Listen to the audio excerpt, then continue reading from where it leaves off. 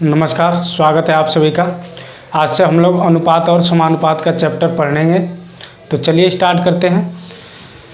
सबसे पहले देखिए अनुपात क्या होता है। रेशियो, इसको इंग्लिश में रेशियो कहते हैं। जब दो सजातीय राशियों का आपस में तुलनात्मक संबंध हो तो उसे अनुपात कहते हैं। एक बार और देखिए डिफिनीशन को। जब दो सजातीय राशियों का आपस में तुलनात्मक संबंध हो तो उसे अनुपात कहते हैं। सजातीय राशियों, सजातीय का मतलब होता है चर का चर के साथ और अचर का अचर के साथ। अचर में क्या होता है, अंक संख्या आती है। चर में ABCD XYZ कुछ भी आता है। मान लीजिए कि a बराबर 2b है, a बराबर 2b है, यानी कि क्या है, a जो है b के दो गुना है। a जो है b के दो गुना है, तो हम इसको क्या लिखेंगे, a अनुपात b, यानी कि इन दोनों में कितने का रेशियो है। ठीक है, a अनुपात जब b लिखेंगे तो a क्या होगा, दो गुना हो जाएगा, और b क्या है, एक गुना हो गया। यानी यहाँ से देखिए a जो है b के दो गुना है, a जो है b के दो गुना है। a का मान यहाँ 2 है और b का मान 1 है। जैसे यहाँ मैंने समीकरण में लिखा है a बराबर 2b, यानी कि a जो है b के दो गुना है। तो अगर इनमें अनुपात लिखना है या संबंध लिखना है तो क्या लिखेंगे, a अनुपात b, तो कितना हो जाएगा, 2 अनुपात 1, यानी कि a का अनुपात 2 होगा और b का अनुपात 1 होगा। ठीक है, अनुपात का मतलब होता है कि कोई इन दोनों राशियों में कोई एक ऐसी राशि है जो कॉमन है। कोई एक ऐसी राशि है जो कॉमन है, वह बड़ी से बड़ी राशि होती है जो इन दोनों राशियों में कॉमन होती है, जो इन दोनों को डिवाइड कर सकती है, तभी हम अनुपात को लिखते हैं। ठीक है, अगर कोई राशि जैसे डिवाइड नहीं कर रही है तो उन दोनों संख्याओं में सीधा सीधा उन दोनों का ही अनुपात हो जाता है। लेकिन जब हम अनुपात लिखते हैं तो कोई एक बड़ी से बड़ी संख्या ऐसी होती है जो इन दोनों को डिवाइड करती है। ठीक है, जैसे एग्जांपल के तौर पर देखिए 24 और 16 को ले लीजिए। ठीक है, 24 और 16 को ले लीजिए। 24 क्या है, ये 2 से भी डिवाइड हो रहा है, 4 से भी डिवाइड हो रहा है और 8 से भी डिवाइड हो रहा है। ठीक, 16 क्या है कि ये 2 से भी डिवाइड हो रहा है, 4 से भी डिवाइड हो रहा है और 8 से भी डिवाइड हो रहा है। लेकिन अब देखिए कि हमें क्या करना है कि इसका जब अनुपात लिखेंगे ना, तो इसका अनुपात हम क्या लिखेंगे, इसका अनुपात लिखेंगे 3 अनुपात 2। 3 अनुपात 2 क्यों लिखेंगे, हम 2 से भाग देंगे तो ये 12 आ जाएगा और ये 8 आ जाएगा, तो 12 अनुपात 8 क्यों नहीं लिखेंगे। 4 से भाग देंगे तो ये 6 आ जाएगा और ये 4 आ जाएगा, 6 अनुपात 4 क्यों नहीं लिखेंगे। हम 3 अनुपात 2 ही क्यों लिखेंगे। 3 अनुपात 2 हमने क्यों लिखा कि हमने इसमें भाग दिया 2 से, 4 से और 8 से। देखिए ये 3 संख्याएं हैं ना, 2 है जो दोनों को काट दे रहा है, 4 है जो दोनों को काट दे रहा है और 8 है जो दोनों को काट दे रहा है। तो मैंने अभी क्या बताया कि अनुपात हम तब लिखते हैं, अनुपात में एक संख्या ऐसी होती है जो दोनों दी हुई संख्याओं में कॉमन होती है, दोनों दी हुई संख्याओं में कॉमन होती है, और वो संख्या बड़ी से बड़ी संख्या होती है, जो उसके गुणनखंड होंगे उसमें बड़ी से बड़ी हो गया। जैसे यहाँ 24 और 16 है ना, इन दोनों में कॉमन क्या है, 2 भी है, 4 भी है, 8 भी है, क्योंकि 2 भी पूरा पूरा काट देगा दोनों को, 4 भी काटेगा और 8 भी काटेगा। लेकिन यहाँ हम 3 अनुपात 2 ही क्यों लिखेंगे, क्योंकि 8 जो है वह बड़ी से बड़ी संख्या है जो 24 और 16 को दोनों को डिवाइड कर रही है। ठीक है, तो अब देखिए इस 8 का यहाँ पे क्या वैल्यू हो जाएगा, ये जो होगा 8 इन दोनों संख्याओं का HCF हो जाएगा। ठीक, 8 जो होगा बड़ी से बड़ी संख्या, इन दोनों संख्याओं का HCF हो गया। ठीक है, ये कॉमन नंबर भी हो गया, अभी मैंने बताया कॉमन नंबर भी हो गया। ठीक, एक HCF हो गया, दूसरा कॉमन नंबर हो गया, और तीसरा इन दोनों का अनुपात कितना है, 3 अनुपात 2 है ना, तो ये अनुपात 1 का भी मान हो जाएगा। ठीक है, अनुपात 1 का भी मान हो जाएगा। जैसे अब देखिए अनुपात 1 मैं इसे क्यों कह रहा हूँ, अगर इन दोनों संख्याओं को जोड़िए तो इन दोनों को ऐसे अगर जोड़ेंगे तो हमें कितना पता चलेगा, 40 मिल जाएगा। इन दोनों को डायरेक्ट जोड़ेंगे तो 40 मिल जाएगा। अब देखिए इसको अनुपात में जोड़ेंगे, इसका कितना है, 3 है, इसका 2 है, तो अनुपात में इसका मान कितना हो गया, 5 हो गया ना, अनुपात में मान 5 हो गया है। अनुपात 1 का मान कितना है, 8 है, अनुपात 5 का मान हमें ज्ञात करना है और अनुपात 1 का मान 8 है, तो अनुपात 1 के मान से गुणा कर देंगे, 8 है ना, तो ये टोटल, पहले यहाँ पे अनुपात 1 लिख लीजिए। ठीक है। अनुपात 5 का मान ज्ञात करना है तो अनुपात 1 का मान हमें पता है, अब इसमें गुणा कर देंगे तो ये 5 है और इसका मान 8 है, तो कितना हो गया 40 आ गया। यानी कि मतलब यहाँ से समझ में आता है कि ये जो बड़ी से बड़ी संख्या यहाँ पे उभयनिष्ठ होगी वो इन दोनों संख्याओं का HCF भी होगा, कॉमन नंबर भी होगा और अनुपात 1 का भी मान होगा। इस मेथड को इसको आप नोट करके रखिएगा क्योंकि ये आगे चल के सवालों में बहुत ही काम आने वाला है। ठीक है, अब चलिए देखते हैं कि समानुपात क्या होता है। अब देखिए समानुपात क्या होता है। इसका डिफिनीशन है, जब दो अनुपात आपस में बराबर हो तो उसे समानुपात कहते हैं। एक बार और देखिए डिफिनीशन को, जब दो अनुपात आपस में बराबर हो तो उसे समानुपात कहते हैं। ठीक है, मान लीजिए एक अनुपात A अनुपात B है, ठीक है, और दूसरा क्या है C अनुपात D है। पहला अनुपात A अनुपात B है और दूसरा C अनुपात D है। अगर ये दोनों बराबर हैं, ठीक है, ये दोनों बराबर हैं अनुपात आपस में, तो इस टोटल को हम समानुपात कहेंगे। इस टोटल को हम समानुपात कहेंगे। ठीक है, समानुपात कहेंगे। समानुपात का साइन क्या होता है, ये इसका साइन होता है, ध्यान रखिए। 4 बिंदु इसका साइन होता है, 2 बिंदु अनुपात का साइन होता है और 4 बिंदु समानुपात का साइन होता है। अब देखिए समानुपात में क्या होता है, ये बाहर की राशियाँ हो गई, A और D क्या हो गई, बाहरी राशियाँ हो गई, और ये B और C मध्य राशियाँ हो गई। तो समानुपात में क्या होता है, बाहरी राशियों का गुणनफल यानी A गुणे D का गुणनफल बराबर होता है बीच वाली राशियों के गुणनफल के बराबर। ठीक है, ये एक फार्मूला होता है कि बाहरी राशियों का गुणनफल समानुपात में बीच वाली राशियों के गुणनफल के बराबर होता है। ये कैसे आया, देखिए हम A अनुपात B को क्या लिख सकते हैं, A बटा B लिख सकते हैं, अब बीच में इसको बराबर लिख सकते हैं। ठीक है, और ये C अनुपात D को क्या लिखेंगे, C बटा D। जब ऐसा आ गया क्वेश्चन तो क्रॉस गुणा होगा, यहाँ से निकलेगा A गुणे D बराबर हो जाएगा B गुणे C। ठीक, एक बात और ध्यान रखिए, ये जो अनुपात का चिन्ह है ना, इसको हम बटा भी लिखते हैं, और ये जो समानुपात का चिन्ह है इसको हम बराबर लिखते हैं। इस बात को ध्यान रखिएगा, अनुपात के चिन्ह को बटा लिखते हैं और समानुपात के चिन्ह को बराबर लिखते हैं। ठीक है, अब चलिए आगे क्वेश्चन पे चलते हैं, फिर आप लोगों को और अच्छे तरीके से समझ में आएगा। देखिए क्वेश्चन है, इसमें पहला क्वेश्चन, एक बात ध्यान रखिएगा कि इसमें मैं जो भी क्वेश्चन कराऊंगा, ये इसका पहला चैप्टर है, जो भी क्वेश्चन मैं कराऊंगा वो बेसिक कॉन्सेप्ट को क्लियर करने वाले क्वेश्चन होंगे। अगर आपने चैप्टर 1 सही से पढ़ लिया तो आगे के क्वेश्चन में आपको कोई दिक्कत नहीं होगा, क्योंकि मैं जो चैप्टर 1 में क्वेश्चन कराऊंगा वो सारे बेसिक कॉन्सेप्ट पे होंगे।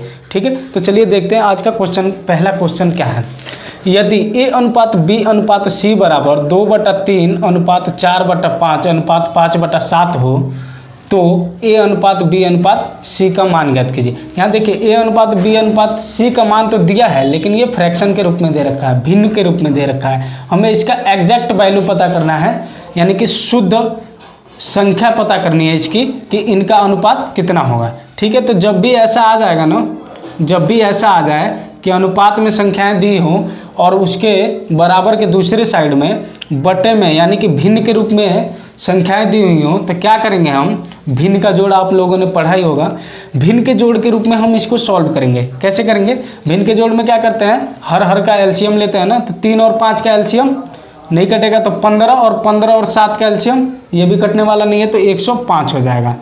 ठीक है, 105 हो गया इन तीनों का एलसीएम।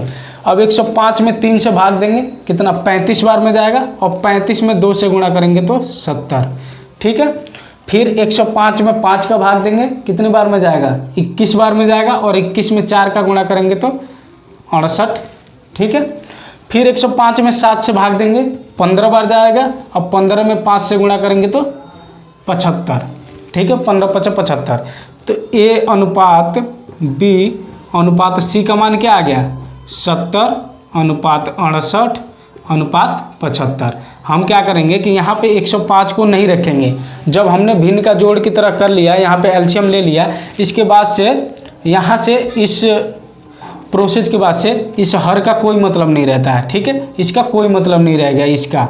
ठीक, बस हमें इसके जो ऊपर लिखे हुए हैं बीच में कोई साइन नहीं लगाना है, बस जो संख्याएं आई हैं बीच में अनुपात लगा देना है। ठीक है, तो आपको एक कंसेप्ट मिल गया कि जब ऐसे हो जाएगा, यानी कि भिन्न के रूप में दिया होगा तो हम उसका भिन्न के जोड़ के रूप में निकालेंगे, फिर बीच में अनुपात लगा के इसका अनुपात ज्ञात कर लेंगे। अनुपात का चिन्ह लगा के अनुपात हमें पता चल जाएगा। ठीक है, तो एक कॉन्सेप्ट आप लोगों को क्लियर हो गया। चलिए चलते हैं अगले क्वेश्चन पे।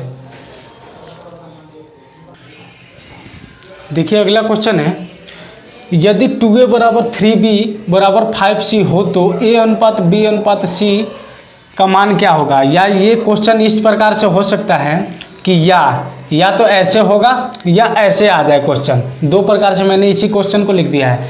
यदि 2a बराबर 3b बराबर 5c हो तो a अनुपात b अनुपात c का मान ज्ञात कीजिए। या ये क्वेश्चन इस प्रकार से हो सकता है कि यदि 2a बराबर 3b तथा 3b बराबर 5c हो तो a अनुपात b अनुपात c का मान ज्ञात कीजिए। देखिए मैंने एक ही क्वेश्चन को दो प्रकार से लिख दिया है और ये क्वेश्चन बहुत ही बढ़िया क्वेश्चन है, इससे आप लोगों का कंसेप्ट क्लियर होगा। ठीक है, तो सबसे पहले देखिए ऐसे दे दिया गया है 2a बराबर 3b बराबर 5c। तो इसको कैसे सॉल्व करेंगे, हमें यहाँ क्या निकालना है, a अनुपात b अनुपात c का मान निकालना है।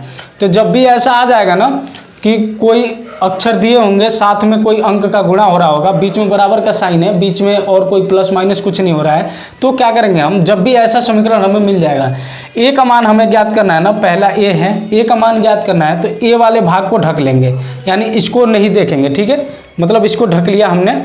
तो यहाँ क्या बचा 3 और यहाँ 5, इन दोनों के साथ जो अंक है ना उनका आपस में गुणा कर देंगे, 3 और 5 का 15 हो गया। ठीक, अनुपात का चिन्ह लगाएंगे, ठीक है, बीच में। और b का ज्ञात करना है तो इस वाले भाग को ढक लेंगे, इसके साथ 2 है, इसके साथ 5 है, 2 और 5 का गुणा करेंगे तो 10।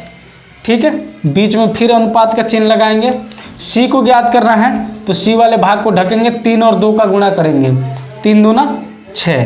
ठीक है, तो a अनुपात b अनुपात c का मान इतना आ गया, 15 अनुपात 10 अनुपात 6। ठीक है, अब देखिए ऐसे अगर क्वेश्चन हो 2a बराबर 3b और 3b बराबर 5c, ऐसे जब क्वेश्चन आ जाएगा तो हम क्या करेंगे, अगर मान लीजिए यहाँ तो दे रखा है 3b है, दोनों जगह 3b है, तो हम जब दो समीकरण में एक पक्ष बराबर हो जाता है तो मतलब कि वो समीकरण के दोनों पक्ष इसके बराबर हो जाएंगे।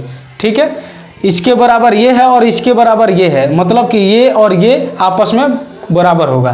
तो यहाँ तो अभी दोनों में 3b है, मान लीजिए कि एक में 3b हो जाए, दूसरे में 4b हो जाए, तब क्या करेंगे, तो वो वाला मेथड मैं आप लोगों को बता रहा हूँ। देखिए यहाँ सबसे पहले इस समीकरण को सॉल्व करेंगे। 2a बराबर 3b है ना, तो हम इसको लिख देंगे a और इसको ले आएंगे बटे में, a बटा b।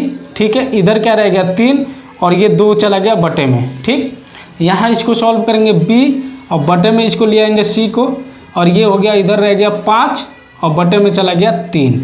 ठीक है, यानी कि a बटा b बराबर 3 बटा 2, b बटा c बराबर 5 बटा 3। इसको हम क्या लिख सकते हैं, a अनुपात b बराबर 3 अनुपात 2।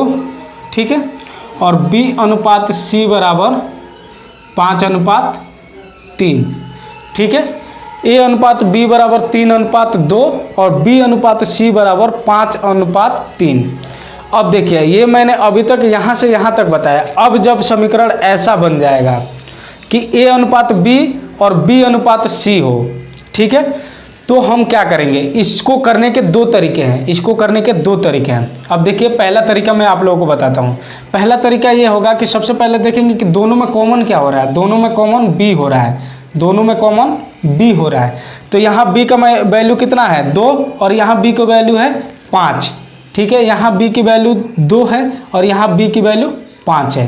क्या करेंगे कि अगर b दोनों जगह बराबर हो जाएगा तो a b c का हम मान लिख लेंगे। b दोनों जगह बराबर हो जाएगा तो a b c का मान हम लिख लेंगे। तो देखिएगा यहीं से मैं आप लोगों को पहला बता रहा हूँ। अब a अनुपात b हमें क्या करना है कि इसको बराबर करना है ना, यानी कि ये 2 है और ये 5 है, तो बराबर कैसे होगा, 2 और 5 का गुणा करेंगे, मतलब कि 10 आ रहा है। यानी कि क्या करना होगा हमें कि दो, और वह कौन सी संख्या है कि जो 2 के भी पहाड़े में भी आती है और 5 के पहाड़े में भी आती है।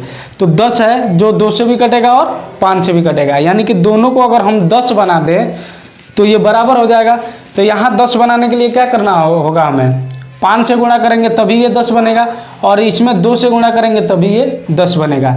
तो इसमें 5 से गुणा करेंगे, जब 5 से गुणा करेंगे तो ये दोनों में गुणा होगा। क्यों? क्योंकि ये बटे का चिन्ह है ना, अनुपात का मतलब बटा होता है। तो जब इसके हर में गुणा करेंगे तो अंश में भी करेंगे, और इसके अंश में करेंगे तो हर में भी करेंगे। ठीक है, तो 5 का गुणा कीजिए इसमें, ये हो जाएगा 15, और ये अनुपात लगा के 10। ठीक है, फिर यहाँ b अनुपात c का मान क्या आ जाएगा, यहाँ 2 से गुणा कीजिए तो 10, और यहाँ अनुपात लगा के 2 से गुणा करेंगे तो 6। अब देखिए यहाँ b का मान 10 है और यहाँ b का मान 10 है, यानी कि दोनों जगह 10 10 हो गया। तो हम क्या लिख देंगे, a अनुपात b अनुपात c बराबर a का मान 15 हो गया। अब b का जो दोनों जगह 10 है तो 10 लिख लेंगे, और c का मान 6। तो ये आंसर हो जाएगा। ठीक है, ये देखिए मैंने अभी सॉल्व करने का, जब समीकरण ऐसा बन गया तो ये सॉल्व करने का मैंने एक तरीका बताया। अब दूसरा तरीका इसका क्या होता है, देखिए कि यहाँ a अनुपात b हो रहा है ना, यहाँ b अनुपात c हो रहा है, a अनुपात b हो रहा है, b अनुपात c हो रहा है। मतलब ये अनुपात जहाँ इसे छोड़ रहा है, दूसरा अनुपात वहीं से स्टार्ट हो रहा है। यानी ये b पे छोड़ रहा है और दूसरा b से स्टार्ट हो रहा है, ये b पे छोड़ रहा है, दूसरा b से स्टार्ट हो रहा है। जब ऐसा हो जाएगा तो यहाँ b का मान देखिए 2 है, यहाँ b का मान 5 है। अगर बराबर होता, b का मान मान लीजिए यहाँ 2 है, यहाँ भी 2 होता, तब तो हम डायरेक्ट लिख देते a b c का अनुपात। लेकिन यहाँ 2 है और यहाँ 5 है, तो हम क्या करेंगे, ये जो मैंने दूसरा रूल बता रहा हूँ, ये इस रूल को फॉलो करना चाहिए कि पहले जहाँ ख़त्म हो रहा है, यानी ये b पे ख़त्म हो रहा है ना, तो दूसरा अनुपात b से ही चालू होना चाहिए। ठीक है, तो ये इसी प्रकार से a अनुपात b है और ये b अनुपात c है, यानी ये b पे ख़त्म हो रहा है और ये b से चालू हो रहा है। ठीक है, तो ये तो इस रूल को फॉलो कर रहा है। अब क्या करेंगे, जब इसको ज्ञात करना होगा ना, हमें a अनुपात b अनुपात c को डायरेक्ट ज्ञात करेंगे। क्या करेंगे कि यहाँ देखिए, यहाँ जो ये 3 है ना, ये 3 का सीधे उठा के 5 में गुणा कर देंगे। 3 का सीधे उठा के 5 में गुणा करेंगे तो 3 यहाँ से कट जाएगा, 3 × 5 = 15 हो गया। 3 को उठा के 5 में गुणा कर दिए। ठीक है, तो ये 3 यहाँ से कट गया है। ठीक है, मतलब कि अब इससे कोई मतलब नहीं है। अब देखिए यहाँ क्या करना है कि 2 है ना, 2 को उठा के फिर 5 में गुणा कर दीजिए, यहाँ अनुपात का चिन्ह लगा लीजिए। 2 को उठा के फिर 5 में गुणा कर लीजिए, कितना हो गया, 10 हो गया। 10 हो गया ना, तो यहाँ से अब 5 कट गया। पहले 3 कट गया, 3 को उठा के 5 में गुणा किए तो 15 आया, 3 कट गया, फिर 2 को उठा के 5 में गुणा किए तो 10 आया, और 5 कट गया आपकी बार। अब क्या बच गया हमारे पास, 2 बच गया और 3 बच गया, 2 बच गया और 3 बच गया। इन दोनों को अनुपात लगा के गुणा कर लीजिए, 2 3 6, तो ये आंसर हो गया। ठीक है, मैंने आप लोगों को एक ही क्वेश्चन को 2-3 तरीकों से बताया है। जब भी आप ऐसे कोई समीकरण में फंस जाएंगे तो मैंने यहाँ पे टोटल समीकरण को क्लियर करने की कोशिश की है, ताकि आपको आगे जो भी क्वेश्चन मिलने वाले हैं उसमें कोई दिक्कत ना हो। ठीक है, चलिए अगले क्वेश्चन पे चलते हैं। चलिए देखिए अगला क्वेश्चन है, बहुत ही बढ़िया क्वेश्चन है। यदि a अनुपात b अनुपात c बराबर 3/4 अनुपात 3/5 अनुपात 3/7 हो तो a अनुपात b अनुपात c का एग्जैक्ट मान पता करना है, यानी इसका शुद्ध मान ज्ञात करना है। ठीक है, यहाँ a अनुपात b अनुपात c का तो मान दे ही रखा है। ठीक है, लेकिन यहाँ देखिए ये जो दिया है ना, इसमें सब में क्या कॉमन है, 3 कॉमन हो रहा है, यानी कि इसका अंश क्या है, बराबर है, सबका अंश बराबर है। तो जब भी आपको समीकरण ऐसा मिल जाए कि उसके अंश बराबर हो जाए, जब भी आपको समीकरण ऐसा मिल जाए, ऐसा मिला था अभी मैंने बताया था कि जब भिन्न में दिया होगा तो भिन्न के जोड़ के रूप में किए करेंगे, लेकिन एक कंडीशन और भी है कि इसका सबका अंश समान है। तो जब अंश समान है तो उतना कुछ करने की हमें ज़रूरत नहीं है। यहाँ से डायरेक्ट क्या करेंगे, देखिए इसका एलसीएम लेने की कोई ज़रूरत नहीं है, डायरेक्ट करेंगे। ए का मान हमें ज्ञात करना है ना, इसको ढकेंगे। अब अंश से कोई मतलब नहीं है, 5 और 7 का गुणा करेंगे, 5 7 35, अनुपात लगाए। बी को ज्ञात करना है, इसको ढकेंगे, 4 और 7 का गुणा करेंगे 28, अनुपात। सी को ज्ञात करना है, इसको ढकेंगे, 4 और 5 का गुणा करेंगे 20। ये आंसर हो जाएगा। यहाँ से इसको डायरेक्ट लिख लेंगे हम, ए अनुपात बी अनुपात सी बराबर 35 अनुपात 28 अनुपात 20। चलिए अब अगले क्वेश्चन पे चलते हैं। देखिए अगला क्वेश्चन है, यदि a/3 बराबर b/4 बराबर c/5 हो तो a अनुपात b अनुपात c का मान क्या होगा। ठीक है, देखिए बहुत बढ़िया कोई, मैं आपको पहले ही बताया हूँ कि मैं जो क्वेश्चन अभी करा रहा हूँ पार्ट 1 में वो सारे कॉन्सेप्ट को क्लियर करने वाले प्रश्न हैं, ठीक है। तो इसलिए आप लोग पार्ट 1 को बढ़िया से समझिए, ठीक है। और अगले पार्ट से हम जो कराएंगे मतलब क्वेश्चन कराएंगे उसमें कोई दिक्कत नहीं होगा, ठीक है। तो चलिए देखते हैं कि इस क्वेश्चन को कैसे करेंगे। a/3 बराबर b/4 बराबर c/5। अब देखिए, जब भी ऐसा समीकरण बन जाए कि अक्षर दिया है, ठीक है, अक्षर है, a भी अक्षर है, b भी है, c भी अक्षर है, ठीक। इसके बटे में कुछ है लेकिन इनके गुणे में कुछ नहीं है। बटे में अंक है सब, इसके भी बटे में अंक है, इसके भी अंक है और इसके भी बटे में अंक है। a/3 है, b/4 है, c/5 है, बटे में अंक है लेकिन इसके साथ गुणे में कोई अंक नहीं है, गुणा में कोई नहीं अंक नहीं है। तो जब भी ऐसा समीकरण बन जाएगा ना तो हमें a/b/c का मान ज्ञात करना है। a/b/c बराबर हम डायरेक्ट लिखेंगे, जो इसके बटे में है ना वही a का वैल्यू हो जाएगा 3:4:5। एक बार और ध्यान दीजिए, जब भी ऐसा समीकरण बन जाएगा कि इसके गुणे में, अक्षर के गुणे में कुछ भी अंक नहीं होगा, माने एक तो रहता ही है, एक को छोड़ के 2, 3, 4 में से कुछ भी ना हो, ठीक है, और बटे में कुछ भी अंक हो, ऐसे ही बराबर हो जाए तो अनुपात लिखते वक्त जो बटे में है डायरेक्ट उसी को लिख देंगे, ठीक है। तो आज के लिए बस इतना ही। मैंने आपको पार्ट 1 में पूरा कॉन्सेप्ट क्लियर करने की कोशिश की है। उम्मीद करता हूं कि आप लोगों को कॉन्सेप्ट जरूर समझ में आया होगा। अगर आप लोगों को मेरे पढ़ाने का तरीका अच्छा लगता है तो प्लीज़ वीडियो को लाइक कीजिए और चैनल को सब्सक्राइब कीजिए और ज़्यादा से ज़्यादा शेयर कीजिए, ठीक है। चलिए मिलते हैं अगले वीडियो में।